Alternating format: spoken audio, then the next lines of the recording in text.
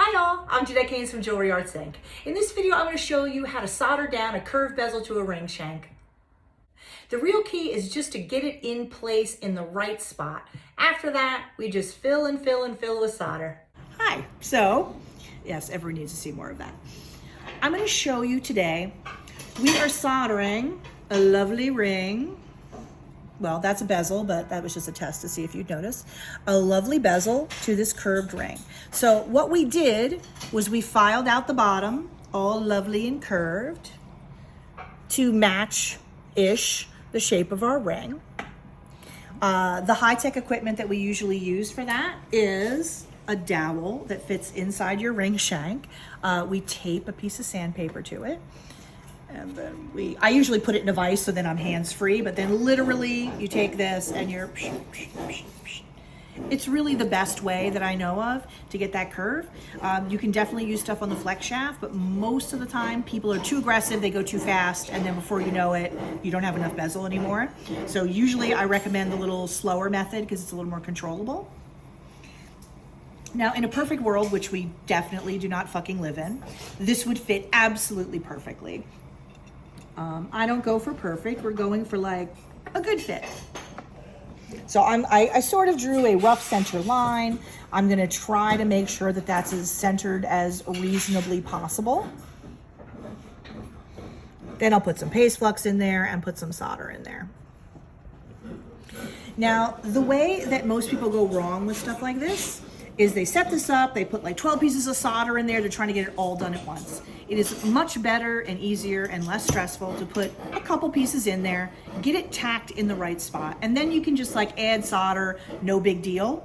Everyone's like always in a rush to get it done in one shot, which although I understand emotionally, is usually not the best way to actually get it done. Because then you move one piece and you move it, and you know how that goes where you're chasing things around. I'm gonna dip this in a little bit of paste flux. I'll dry it a little bit and then I'll put a couple pieces of solder in there. And I'm also gonna do the concept of like, I'm gonna put a couple pieces of solder where it's touching the best. Because once you have that filled, the rest of it is much easier. That's really goes for all soldering and all fusing. Always start with your best spots and then go to the problem children. Just gonna try to get this straight-ish. Look at it from the top.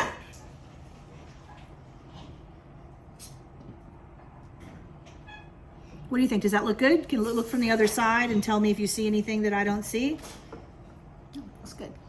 Okay, so I'm gonna dry it a little bit. I'll put some solder in there. Because the soldering itself is certainly not complicated. It's just, you know, big fat tip. We're gonna blast away from underneath. That sounds very bad. How does it always happen? I think it might be a little crooked, you know, so I'm gonna tweak it a little bit. I think that looks pretty good. What do you think? Does it look good from the side? Looks pretty good.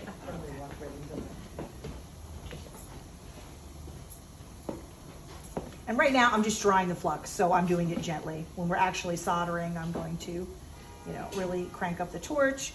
And you know, when you're soldering something bigger to something smaller, the majority of my heat is going to be on the ring shank, because if it's on the smaller thing, that'll get hot. The solder will just run onto it and it won't attach, which is no good. There you go. I'm going to dip a couple of pieces of solder in some paste flux.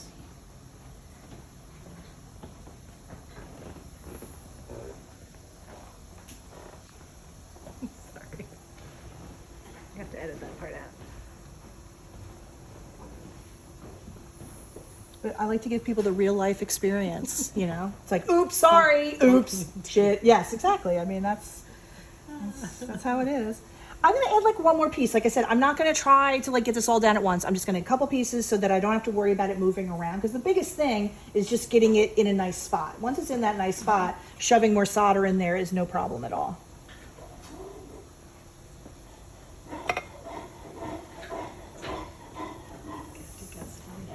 And poor Alexis has to try to like navigate around my bun. So like right when she has a good angle, I lean in and suddenly exactly what happened. There's a giant, see, how did I know? There's a giant Pringles can of hair. That's just or a cat's eye of your glasses. Yes, exactly, one or the other.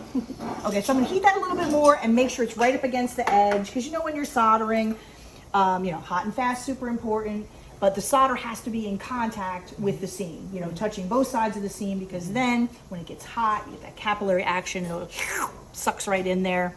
You know, it wants to do what you want it to do if you give it those circumstances.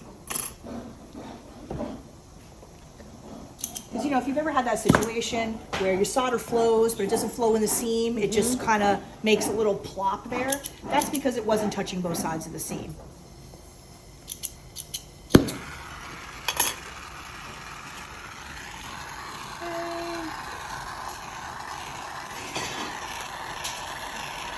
Alexis, maybe we need to get like a drone. Yes. Right, to do the full overhead shot. Okay, so I'm just still drying and making sure that the solder rests against the edge. Okay, good. Now I'm gonna kind of lean back and position my heat underneath, like so. You see that? Oh my God, that's so beautiful. See how the solder starts to flow? Let me see. Actually, I have to do a tiny bit more. Okay, so like I said, I didn't bother to try to fill that all the way. I've got it tacked on both sides. So now I'm just gonna throw solder in there with abandon. Now, because I use paste flux, it's not really that dirty. So if you know, I'm just gonna go right to it. I hate to stop and pickle if I don't have to. Sorry to teach you guys naughty things, but you know. I mean, if you need to pickle, you need to pickle, but you know, I have things to do. I don't have time for that all the time.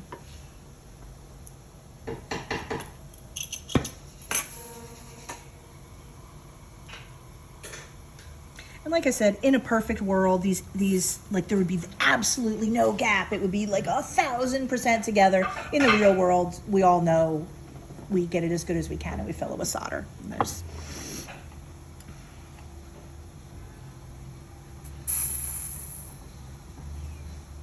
It is contraindicated that you sit here and inhale this nice hot flux like this. So this is a do what I say and not what I do scenario. But will I wait for the piece to cool off to do this? No, I will not. You're putting a lot in too. Yeah. It's a big seam, and like I said, there's definitely a few little gaps. So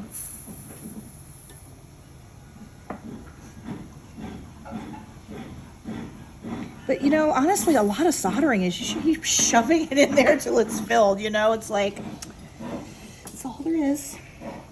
Okay, so I'm gonna melt all of these in here. If the seam is filled, yay, amazing. If not, then I probably will pickle, but we'll just, it's the same exact procedure.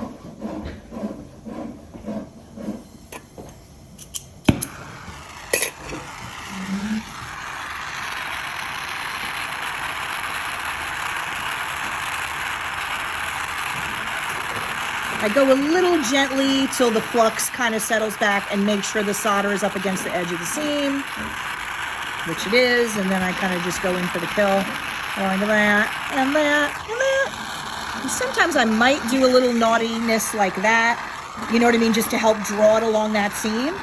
Looks like I have just a little space on one end and maybe a tiny bit on the other. Who am I kidding? I'm just gonna ball up some more solder and we're gonna fill it.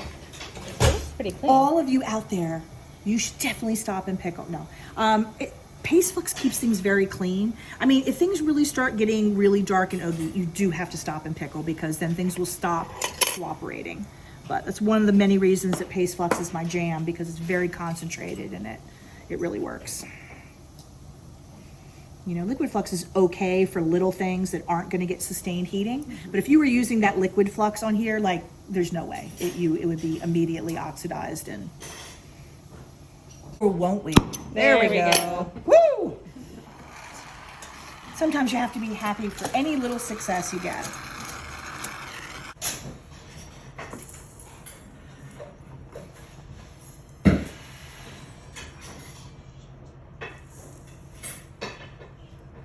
on the bright side, the little balls kind of want to run down toward the end anyway, so it's not really too hard to get them to want to get in there. But as long as your seam doesn't have like enormous gaps, capillary action is pretty strong. You know, it'll usually do what we want it to do. I think that's enough. I'll add a little bit of fresh flux on the outside just to make sure that it wants to behave itself. There you go.